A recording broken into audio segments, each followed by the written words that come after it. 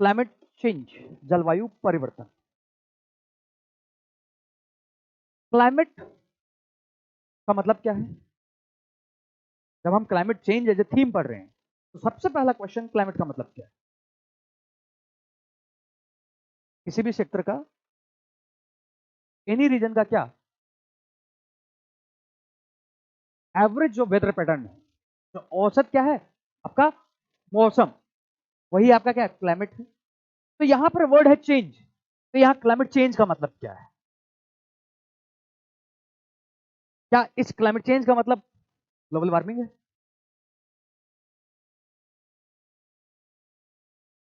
या इसका मतलब आपका वेरिएशन है, अंतर है, जो नॉर्मल है उससे, नॉर्मल से वेरिएशन। तो ग्लोबल वार्मिंग है, तो ग्लोबल वार्मिंग का अपोजिट क्या है? ग्लोबल वार्मिंग है तो ग्लोबल वार्मिंग का अपोजिट क्या है? क्या वह भी क्लाइमेट चेंज है? क्या है वो टर्म क्या है? वो टर्म क्या है? अगर ग्लोबल वार्मिंग है तो ग्लोबल वार्मिंग का उल्टा क्या है? ग्लोबल डिमिंग क्या है? DIMMING, ग्लोबल डिमिंग क्या है? अब यहां जो चेंज है, तो ये चेंज केवल पॉजिटिव वे में है कि चेंज नेगेटिव वे में है? क्या इसका मतलब डेजर्टिफिकेशन भी है, मरुस्थलीकरण भी है कि मरुस्थलीकरण नहीं है? क्या इसका मतलब एक्सेस रेनफॉल भी है कि एक्सेस रेनफॉल नहीं है? क्या इसका मतलब एरिडिटी आपकी जो है, बारिश नहीं हो रही है वहां पर, उष्णता भी उसका मतलब है कि नहीं है? एरिडिटी भी उसका मतलब है कि नहीं? बिकॉज ये जब क्लियर होगा, बिकॉज यूपीएससी वहां उस बेसिक पर जाकर क्वेश्चन पूछ रहा है कि क्लाइमेट चेंज है, तो यहां पर क्लाइमेट चेंज क्या है, इस चेंज का मतलब क्या है, इस चेंज का मतलब क्या है, तो इस चेंज के लिए फैक्टर कौन से रिस्पॉन्सिबल है? क्या इसके लिए प्राकृतिक फैक्टर, नेचुरल फैक्टर है कि मैनमेड फैक्टर है? नेचुरल है तो कौन से वो नेचुरल फैक्टर है? और क्या ये चेंज अभी है, पास्ट में भी हो रहा था? फिर अभी है, पास्ट में भी हो रहा था, तो वाई अभी इतना फोकस क्यों है? अभी हम क्लाइमेट चेंज क्यों चिल्ला रहे हैं? क्या क्लाइमेट चेंज पास्ट का फिनोमिना नहीं था? तो क्या यूपीएससी ने क्वेश्चन पूछा है, उस टर्म पर क्वेश्चन पूछा है, उस टर्म पर क्वेश्चन पूछा है कि नहीं पूछा है? क्लाइमेट चेंज का मतलब आपका जो एवरेज औसतन जो आपका मौसम है उसमें क्या परिवर्तन, उसमें परिवर्तन मींस पॉजिटिव चेंज भी इसमें और नेगेटिव भी। तो इसका जो एस्पेक्ट है, जो नॉर्मल आपका औसत जो जलवायु है उसमें क्या अंतर, उसमें क्या वेरिएशन, जो आपका एवरेज चल रहा है उससे क्या वेरिएशन, उससे थोड़ा डिफरेंस, वही आपका क्या है? क्लाइमेट चेंज है। तो क्लाइमेट चेंज का जस्ट मतलब ग्लोबल वार्मिंग नहीं है। क्लाइमेट चेंज का मतलब जो भी वेरिएशन हो रहा है, स्लाइड जो चेंज है औसत में, वही आपका क्या है? क्लाइमेट चेंज है। तो यह है आपका, बिकॉज अगर वो डायमेंशन क्लियर होगा तो यूपीएससी जब क्वेश्चन पूछता है कि हिमालयन ग्लेशियर की मेल्टिंग क्लाइमेट चेंज को कैसे इंपैक्ट कर रही है, तो जब हम उस तरह के क्वेश्चन मेंस में करते हैं तो क्लाइमेट चेंज को केवल क्या सोचते हैं? Global warming. हम उसको यह नहीं सोचते हैं कि वो मेल्ट होगा तो ग्राउंड वाटर कैसे इंपैक्ट करेगा। हम उसको यह नहीं सोचते हैं कि उसकी वजह से इवेपोरेशन, आपका वाष्पोर्जन वगैरह कैसे प्रभावित होगा, बिकॉज हम उस कंटेक्स्ट में क्लाइमेट चेंज को किसको, क्लाइमेट चेंज को ही क्या मानने लगे हैं? ग्लोबल वार्मिंग मानने लगे हैं, ग्लोबल वार्मिंग मानने लगे हैं। बट वो माइन्यूट कंसेप्ट अगर क्लियर होगा तब वहां पर एग्जाम में हम डायमेंशन खोल पाएंगे कि क्लाइमेट चेंज का मतलब केवल और केवल ग्लोबल वार्मिंग नहीं है, ये चेंज है, वेरिएशन है, किससे?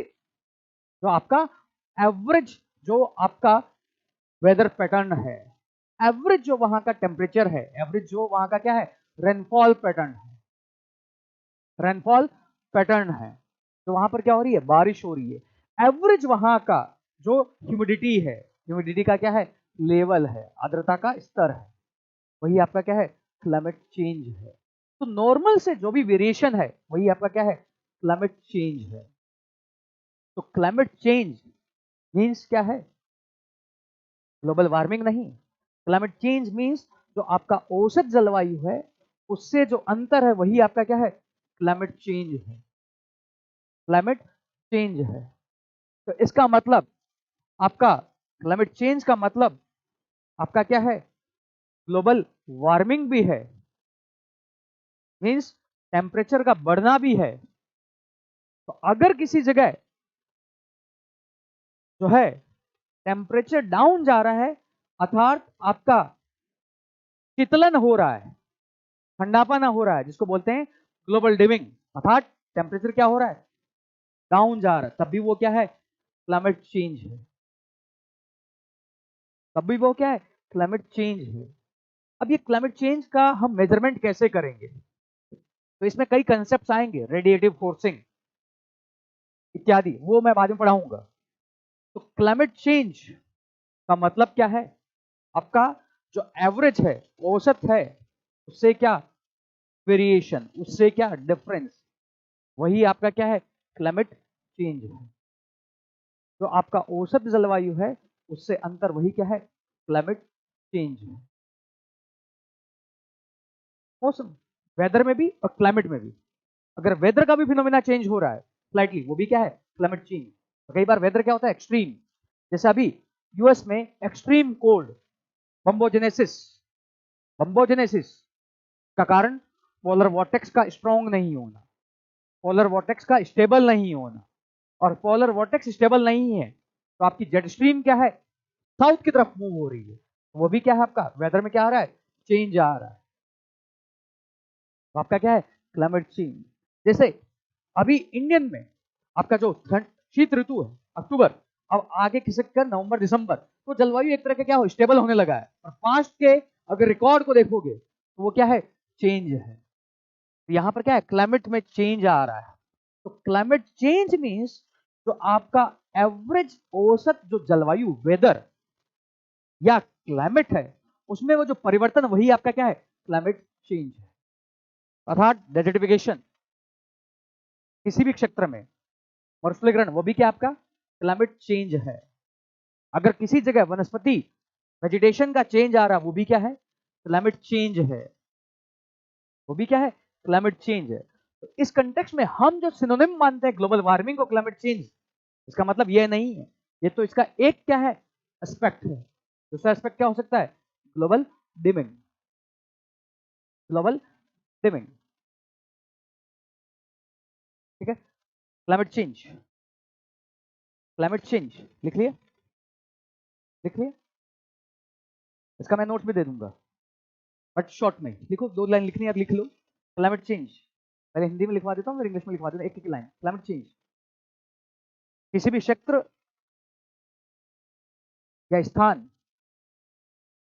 के औसतन मौसम व जलवायु में अंतर या भिन्नता,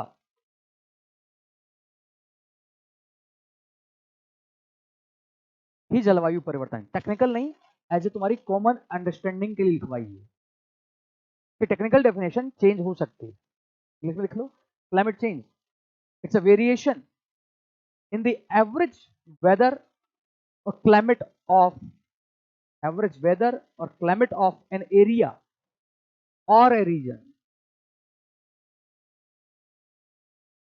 average weather or climate of an area or a region, so it includes both global warming and global dimming।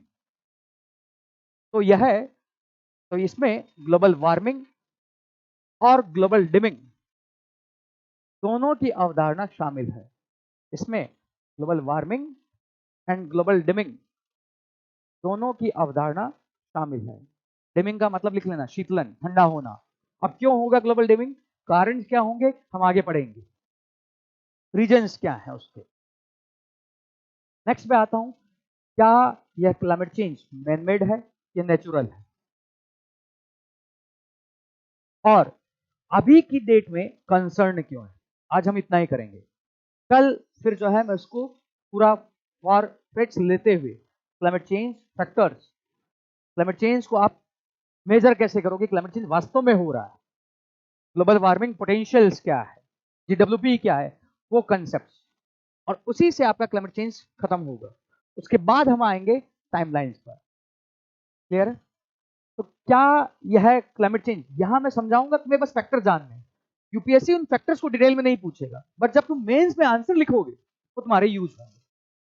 Climate change की अगर बात करोगे तो यह है क्या मैन मेड फिनोमेना है या नेचुरल है?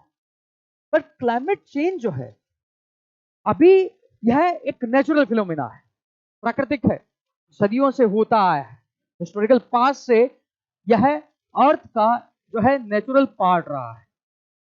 बट अभी डेट में ह्यूमन जिस तरह एनवायरमेंट में आपके नेचर में इंटरवेंशन कर रहा है, हस्तक्षेप कर रहा है, तो वह चेंज की जो रेट है वो बढ़ गई।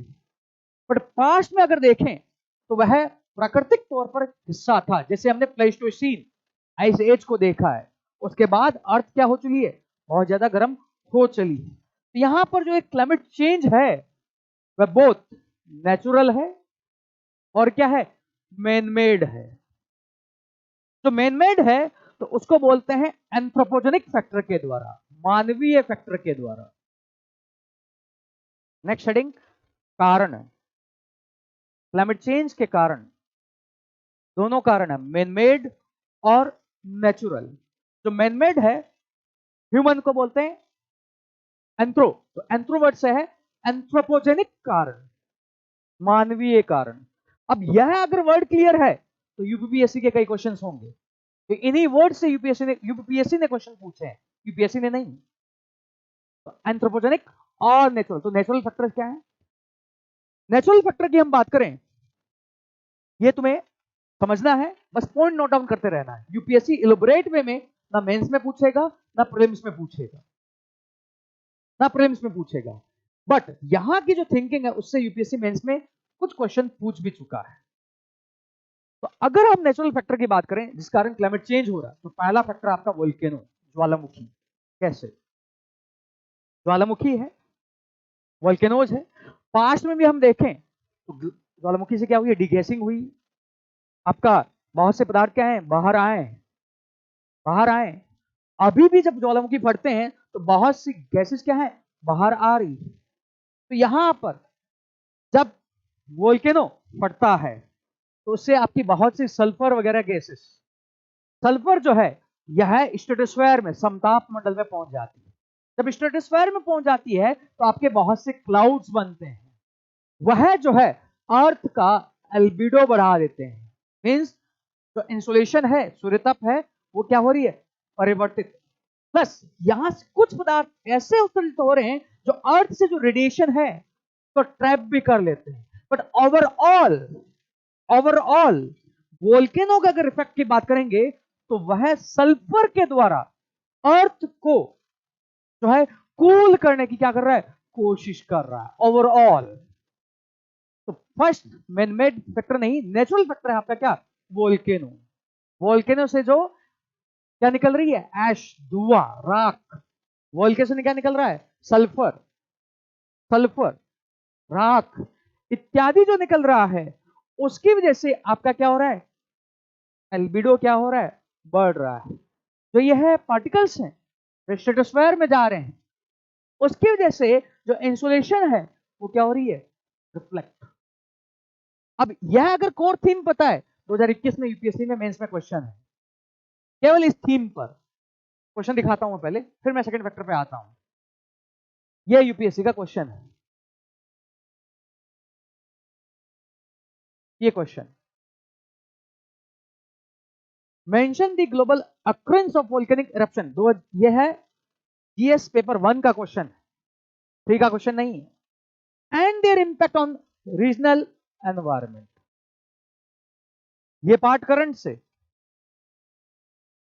अब यह पार्ट तुम सोच सकते हो कि करंट से होगा, जब ये फट रहे होंगे जब आ रहा होगा, पर जरूर नहीं है। अगर बेसिक्स पता है तब भी ये क्वेश्चन होगा। वोल्केनो है, ऐश आ रही है, तो ऐश से क्या इंपैक्ट होगा, एनवायरमेंट पे क्या असर पड़ेगा,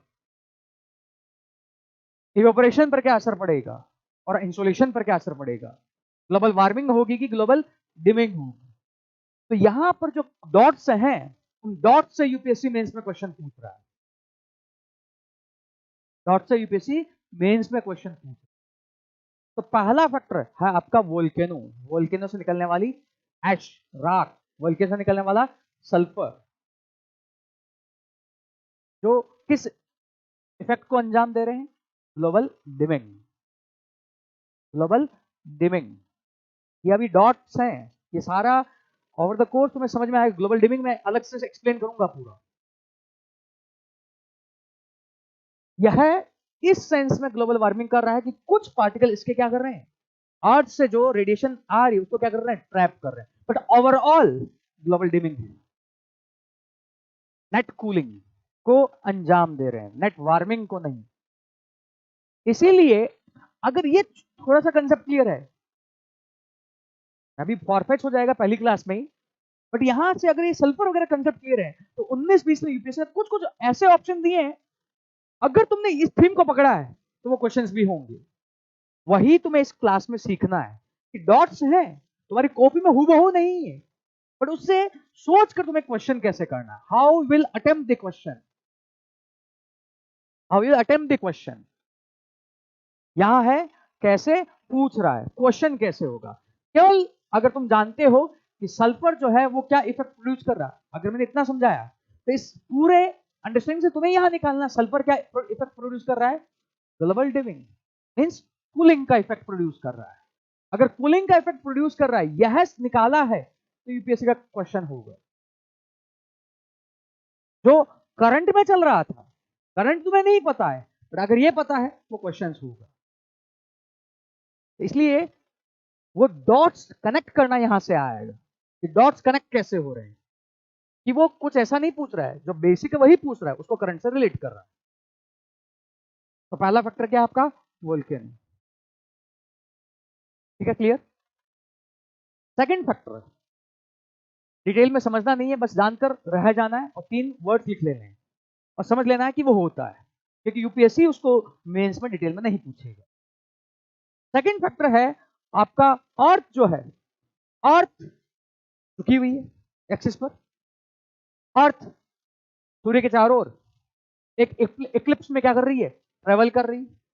प्लस अर्थ जो है ये ट्रेवल कर रही है, तो जैसे कई बार जो बचपन में लट्टू खेलते हो ना, लट्टू जब उसकी जब स्पीड कम होने वाली है तो वो क्या होता है, डगमगाता है ना, उसका जो एक्सिस है वो चेंज होता है कि नहीं होता है। तो उसी बेसिस पर एक सर्बियन जो है एस्ट्रोफिजिस्ट थे आपके, मिलोटिन मिल्कोनोविच, नाम जानने की जरूरत नहीं है, उन्हीं के बेसिस पर है मिल्कोनोविच साइकिल। अर्थ की ऑर्बिट की एक्सिस में वह डगमगाती कैसे, वॉबलिंग कैसे होती है, उसकी एक्सेंट्रिसिटी कैसे चेंज होती है, उसके कारण भी क्या आता है, क्लाइमेट चेंज। और उसे आज की डेट में फुल प्रूफ माना जाता है कि अगर ये चेंज हो रहा है तो अर्थ पर क्या आ रहा है, क्लाइमेट चेंज आ रहा है।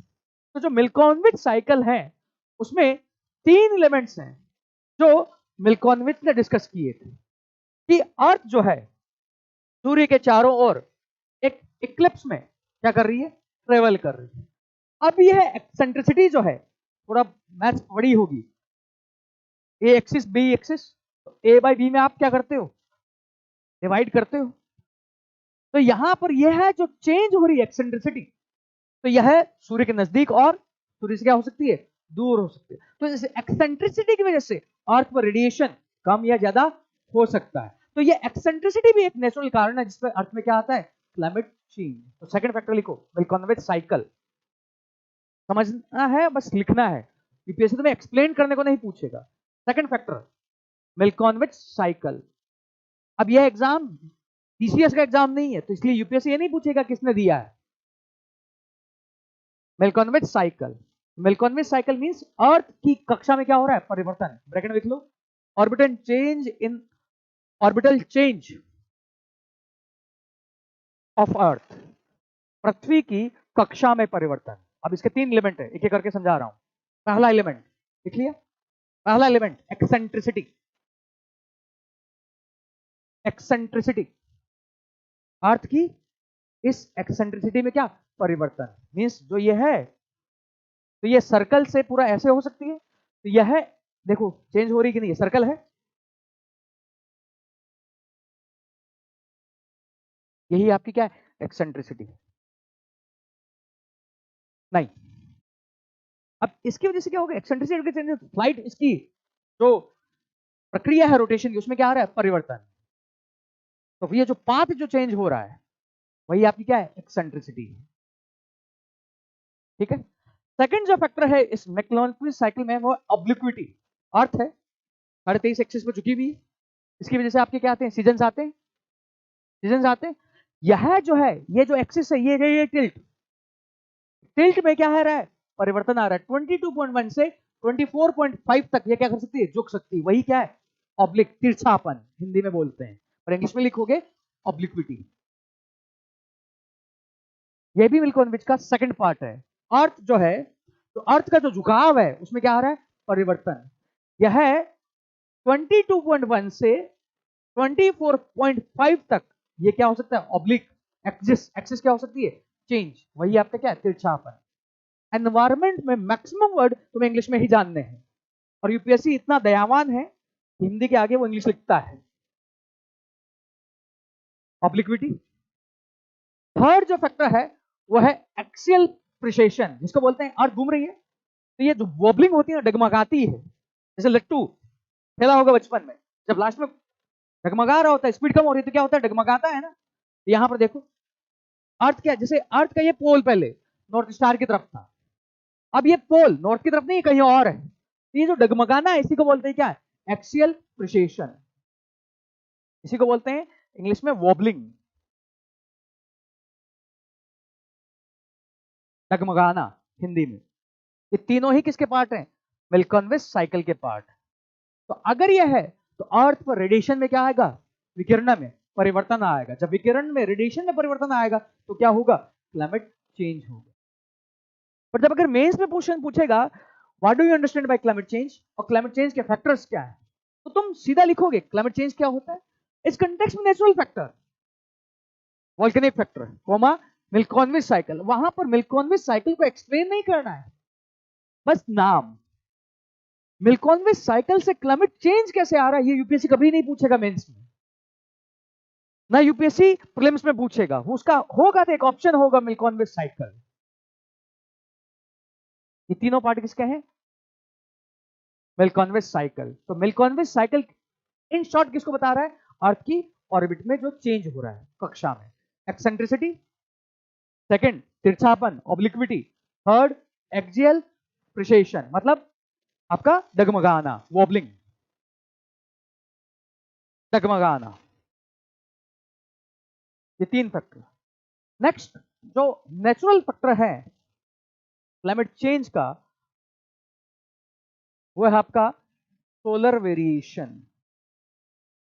अर्थ है, अर्थ पर पूरी पूरी लाइफ के लिए रिस्पॉन्सिबल कौन है, सन। सन पर ज्योग्राफी में पढ़ा होगा सन स्पॉट साइकिल,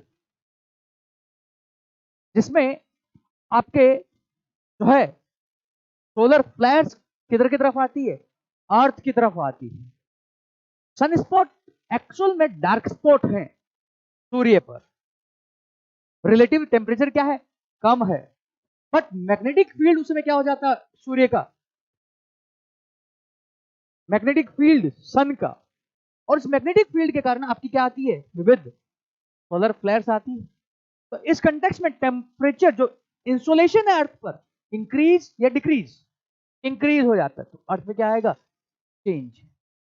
नेक्स्ट जो नेचुरल फैक्टर है सोलर वेरिएशन, सौर परिवर्तन, इसका कारण है आपकी सौर हवाएं, सोलर फ्लेयर्स,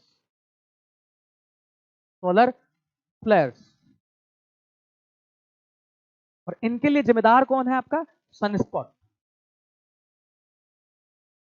इसका कितने ईयर का साइकिल है, 11 ईयर, 11 ईयर का साइकिल। अब इसी पर यूपीएससी ने इस साल प्रीलिम्स में क्वेश्चन पूछा, इसी पर यूपीएससी का प्रीलिम्स में क्वेश्चन, ऑल्दो ये साइंस एंड टेक से ओवरलैप है, बट बिकॉज हम थर्ड फैक्टर पढ़ रहे हैं इसलिए मैंने क्वेश्चन दिखाया है। If a major solar storm, solar flare reaches the earth, which of the following are possible effects on the earth? ठीक है, जीपीएस एंड नेविगेशन सिस्टम, मान लो मुझे नहीं पता, काम mark. Tsunami could occur at equatorial region, tsunami है तो tsunami equatorial region में अकर हो सकती है। सुनामी तो वैसे भी हो सकती है इक्वेटोरियल रीजन में, क्योंकि भूकंप है, भूकंप आ सकता है। सोलर फ्लेयर क्या है, इंटरनल फिनोमेना अर्थ का कि एक्सटर्नल है? एक्सटर्नल है। और सुनामी के लिए आपका क्या होना चाहिए, अर्थक्वेक। और अर्थक्वेक में भी क्या, पानी का वर्टिकल डिस्प्लेसमेंट, ऊर्ध्वाधर, या आपका समुद्र में क्या, लैंडस्लाइड। इसका रिलेशन कैसे होगा, काटो इसको। नहीं आते हुए भी आंसर, बट यही कॉमन सेंस वहां कॉमन नहीं। तो वो थॉट को इस क्लास से, इन क्लासेस में इम्बाइब करना है। जो अभी दिख रहा है सामने आसान है, वो वहां आसान नहीं है, दैट इज डिफिकल्ट देयर। उस थॉट को इम्बाइब करना है। नेक्स्ट थर्ड फैक्टर है solar variation. Clear, clear. Next fourth factor है आपकी इंटरनल हीट, आंतरिक उष्मा पृथ्वी की। और वो एग्जांपल आपका El Nino and La Nina. पृथ्वी की आंतरिक heat, El Nino, La Nina. जैसे लास्ट ईयर एक डाउन टू अर्थ में रिसर्च था, बिकॉज ऑफ एल नीनो सन्स, जो आपका ओशन है उससे CO2 बाहर आ रही है, उसे CO2 क्या आ रही है, बाहर आ रही है। जब CO2 बाहर आ रही है तो इन टर्न किसको बढ़ावा देगी, आपके क्लाइमेट चेंज को। वो आपकी क्या है, इंटरनल हीट। अब यहां पर मेरा स्कोप नहीं रहेगा उस अलिनो के बारे में समझाने का, बट एज एन ऑप्शन तुम्हें जानना है कि अलिनो भी किसका फैक्टर है, क्लाइमेट चेंज का। तो जब क्वेश्चन यूपीएससी ज्योग्राफी में अलिनो पूछेगा तो लास्ट में जाते जाते एक ऑप्शन में दे सकते हो, अलिनो ठीक है चेंज कर रहा है, बट यह है क्लाइमेट चेंज का भी एक क्या है, फैक्टर है। या यूपीएससी एक क्वेश्चन पूछता है कि CO2 कहां कहां से एमिट हो सकती है उत्सर्जित, और वहां अगर ऑप्शन देता है लीनो, तो उस डॉट को क्या मानोगे, सही मानोगे। यहां से वो डॉट सीखना है। बिकॉज जब यूपीएससी क्वेश्चन पूछ रहा है तो एक साथ कहीं लिखा हुआ है उससे क्वेश्चन नहीं पूछ रहा है। हमारी थिंकिंग क्या क्वेश्चन करने की, एक जगह मुझे क्या मिल जाए, कंटेंट मिल जाए, यही थिंकिंग है ना। बट यूपीएससी का ऑप्शन क्या है, एक कंटेंट कहीं से, दूसरा कंटेंट कहीं और से, तीसरा कंटेंट कहीं और से। यह है कनेक्टिंग डॉट्स। फोर्थ फैक्टर क्या है, इंटरनल हीट, एलिनो। और एलिनो से क्या एमिट होती है, CO2, लिख लो साइड में। क्लियर। तो यह है आपके natural factor. But natural factor जो आपके साइकिल्स में है, और नेचुरल फैक्टर अगर साइकिल्स में है तो जो स्पीशीज है उस चेंज के अकॉर्डिंग अपने आप को क्या कर रहे हैं, अडप्ट कर रहे हैं। एंड वो चेंज जो है स्लो है, अब्रप्ट नहीं है, अचानक नहीं हो रहा है। बट अभी जो हमारा कंसर्न व्यक्त हुआ है चेंज पर, चेंज पर, यह 19 सेंचुरी का, 50s के बाद का फिनोमिना है। ऑल्दो इस पर डिबेट चालू हो गई थी एनवायरमेंट के कंटेक्स्ट में माल्थस के समय, जब उसने पॉपुलेशन पर अपनी थ्योरी पब्लिश की थी। बट वही माल्थस जो है 1950s में वो थ्योरी अगेन रिगेन हुई है, और उसके बाद ही आपका 1972 में यूनिपी, जिसके 50 साल हो चुके हैं, उसकी थीम के बाद क्लाइमेट चेंज क्या हुआ है, एज ए कंसर्न जगह है। तो यहां पर ये जो थीम है, यस नेचुरल फैक्टर्स थे, बट ह्यूमन उसी चेंज को क्या कर रहा है, एक्सेलरेट कर रहा है, त्वरित कर रहा है। जब एक्सेलरेट कर रहा है तो बात चल रही है बिकॉज स्पीशीज उस कंटेक्स्ट में अपने आप को अडप्ट नहीं कर पा रहे हैं, अनुकूलित नहीं कर पा रहे हैं, तो उस ह्यूमन मेड चेंज के कारण जी स्पीशीज का क्या हो रहा है, एक्सटेंक्शन हो रहा है, विलुप्त हो रहा है। और अगर हम इन चेंज की बात करें, जो हमने कहा कि इसके फैक्टर्स हैं, तो पास्ट में यह चेंज आया था, पास्ट में हम 5 ये फेजेस ऑलरेडी देख चुके हैं अर्थ के इतिहास में। और अभी जो 6th फेज आ रही है वह नेचुरल ना होकर क्या है, मैनमेड है। तो अर्थ के पास्ट में चेंज नेचुरल था, वेरियस फैक्टर्स हैं, और अर्थ पास्ट में 5 वो वास्ट चेंज देख चुकी है, जिसके कारण स्पीसीज क्या हुए, एक्सटिंक्ट हुए हैं। बट सिक्स्थ जो अभी एक्सटिंक्शन हो रहा है, जो क्लाइमेट चेंज हो रहा है, वो ह्यूमन इंड्यूस है। और उसी पर यूपीएससी का जो है क्वेश्चन है 2018 में, और यह है तुम्हारी जो एनसीईआरटी है 12th क्लास की, जो लास्ट के 4 चैप्टर जो तुम्हें पढ़ने होते हैं, उसका जो 3rd चैप्टर है उसमें ये ऑप्शन है। उसमें क्या है, ये ऑप्शन है जो यूपीएससी ने 18 में पूछा है। तो क्लाइमेट चेंज नेचुरल है, बट अभी हो रहा है, तो उसके लिए फैक्टर कौन है, ह्यूमन। तो ह्यूमन हो रहा है, तो उसी का जो है हम बोलते हैं एंथ्रोपोजेनिक चेंज, मानवीय कारक के द्वारा। अब वो मानवीय कारक क्या हम आगे पढ़ेंगे। बट इतना थीम पता है, मैंने इसका आंसर नहीं दिया है। अब एक बार इस क्वेश्चन को पढ़ो, और क्वेश्चन तुम आंसर कैसे करते जो तुम्हें नहीं पता है उसको करने की कोशिश करो, बिकॉज इस क्लास से वो थॉट भी जगाना है कि पढ़ा हुआ नहीं आ रहा है, पर नहीं पढ़ा है तो क्वेश्चन तक जाओगे कैसे। और इसी के साथ मैं क्लास खत्म करूंगा। कल मैं जाऊंगा ह्यूमन फैक्टर्स क्या है, ह्यूमन फैक्टर्स है तो हम क्लाइमेट चेंज को मेजर कैसे करते हैं, आपने अभी तक मेजर कैसे किया है, तो क्लाइमेट चेंज के लिए जो फैक्टर्स हैं तो कौन कौन से रिलेटिव फैक्टर हैं, तो GWP का कंसेप्ट यूपीएससी ने क्वेश्चन पूछे वहां पर, ग्लोबल वार्मिंग पोटेंशियल का कंसेप्ट, और वहां से फिर क्लाइमेट चेंज का मेंस का क्वेश्चन, क्लाइमेट चेंज और उसके इंपैक्ट, कल हमारा वो पार्ट होगा। उसके बाद हम थीम पर आएंगे। ये क्वेश्चन करो एक बार, देखो नहीं आते हुए भी सोचने की कोशिश करोगे, ड्राइव कैसे करोगे, आंसर पर पहुंचोगे कैसे। पूरी क्लास में तुम्हारे पास 100 या 150 पेज ही बनेंगे, और ये 100-150 पेज से तुम्हारे पास क्वेश्चंस होंगे।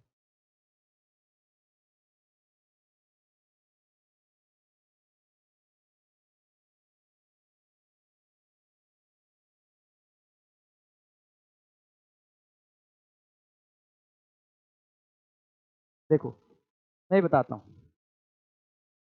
छठा ठीक है, 6th ठीक है, मास है, यहां वर्ड क्या है, एक्सटिंक्शन। विलुप्ति का मतलब क्या होता है, खत्म होना, ठीक है। तो कोई ना कोई चीज क्या हो रही है कि खत्म हो रही हो, ठीक है। ऑप्शन वाइड स्प्रेड, ठीक है, monoculture practice in agriculture large scale commercial farming,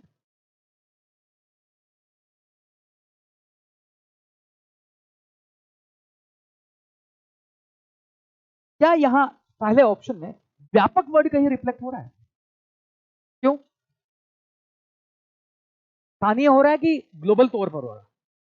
ये थीम क्लास में सीखना है, उसी थीम से तुम्हें क्लास का मोस्ट इंपोर्टेंट एस्पेक्ट वही होगा, नहीं है ना, क्योंकि यहां पर व्यापक थीम नहीं है। जब तुम्हें नहीं आ रहा तब मैं कह रहा हूं सेकंड ऑप्शन।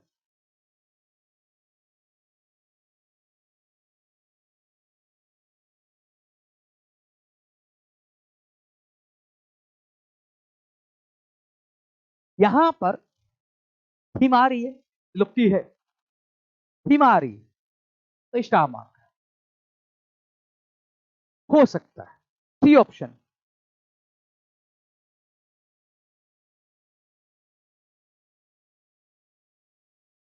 ये भी क्या है, यहां पर थीम कॉम्प्रेंसिव है कि नहीं, व्यापक वाली थीम है कि नहीं है, पहले सोचो, देखो है या नहीं, है या नहीं, देखो वापस इसमें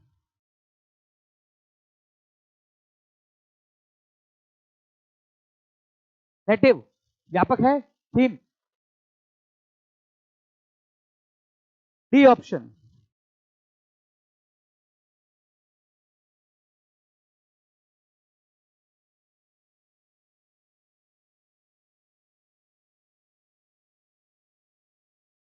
थीम व्यापक है कि नहीं है, अब आंसर या तो डी हो सकता है या सी। ये किस, एक थीम तो क्या करने का तरीका, when you know the answer, when you know the answer आता तो ठीक कर लोगे, बट उससे यूपीएससी में 25 से या 30 से ज्यादा क्वेश्चन नहीं कर पाओगे। मेन फाइट यहीं से चालू होगी प्रीलिम्स की। और उसमें तुम्हें थॉट से क्वेश्चन करना होगा। जो बेस है, how we will apply that base to solve the question, to solve the question. तो यहां पर ये और ये, अब सी बी को हटाने का जो तरीका होगा वो तुम्हारा करंट का नॉलेज होगा। अगर ये बी है तो ऐसी कौन सी न्यूज है जो तुम्हें याद आ सकती है कि इसके कंटेक्स्ट में कहीं ना कहीं तुमने पढ़ा होगा। साइंस एंड टेक्स्ट से बताओ। डिडियोम्स, डिडियोम्स, डार्ट मिशन। और अगर तुम्हें एग्जाम में है तो ये बहुत अच्छे से पता होना चाहिए। अगर तुमने डार्ट पढ़ा है तो बहुत अच्छे से पढ़ा है, वो कोई ऑप्शन ही नहीं था यहां पर। अगर वो गट फीलिंग लाओगे, हटाओगे किसको, इसको, आंसर क्या आएगा, डी। ये कौन सा तरीका जब कुछ नहीं आ रहा है। बट आज की डेट में जब 2022-23 में जब क्वेश्चन कर रहे हो, तुम इस क्वेश्चन को भी कुछ नजर से देखोगे, फैक्ट क्या है। ये न्यूज में था, न्यूज में था ही नहीं, वो न्यूज में था ही नहीं। ये सोच, इस थिंकिंग को तुम्हें चेंज करना है क्लास से। उस थॉट को चेंज करना है कि क्वेश्चन को ड्राइव कैसे करोगे, आंसर पर पहुंचोगे कैसे। यह है डी। तो अर्थ अर्लियर 5 फेज देख चुकी है मास एक्सटिंक्शन के, और वो सारे क्या थे, नेचुरल थे। तो 6th फेज आ रहा है, वो किसके कारण आ रहा है, ह्यूमन। और ह्यूमंस के कारण जो आ रहा है वो चेंज क्या है, फास्ट है कि स्लो है, फास्ट है। जिसमें स्पीसीज क्या नहीं कर पा रहे हैं, जीव क्या नहीं कर पा रहे हैं, अडप्ट, अडेप्टेशन नहीं है। तो उसके कारण उनका क्या हो रहा है, extinction. That is 6th phase of mass extinction. और यहीं पर जो है, आगे बताऊंगा, इसी वर्ड से यूपीपीएससी ने क्वेश्चन पूछे हैं, एंथ्रोपोजेनिक वर्ड से। कल जो हम पढ़ेंगे ये सारा किलिंग कर्व क्या है, इस साल न्यूज में है किलिंग कर्व, इस साल न्यूज में है किलिंग कर्व। वैसे बेसिक्स भी है, मेजरमेंट और ये सारा पार्ट तुम्हारा बेसिक्स है वो कवर होगा। आज लिखवाया बहुत कम होगा, बट इससे बहुत से क्वेश्चंस होंगे। जो थिंकिंग है उससे बहुत से क्वेश्चंस होंगे। आज हमने जो पढ़ा है वो पढ़ा है क्लाइमेट चेंज क्या है। टेक्निकल डेफिनेशन नहीं है, यूपीएससी नहीं पूछेगा। यहाँ चेंज का मतलब पॉजिटिव और नेगेटिव, और वो चेंज के लिए कंसेप्ट आएंगे, रेडिएटिव फोर्सिंग कल, क्लाइमेट चेंज, क्लाइमेट चेंज। फिर हमने क्या पढ़ा है, factors, manmade and natural. But हमने पढ़ा क्या है, नेचुरल, मैनमेड नहीं पढ़े हैं अभी, कल आएगा मैनमेड। कल से क्लास कंटिन्यू रहेगी।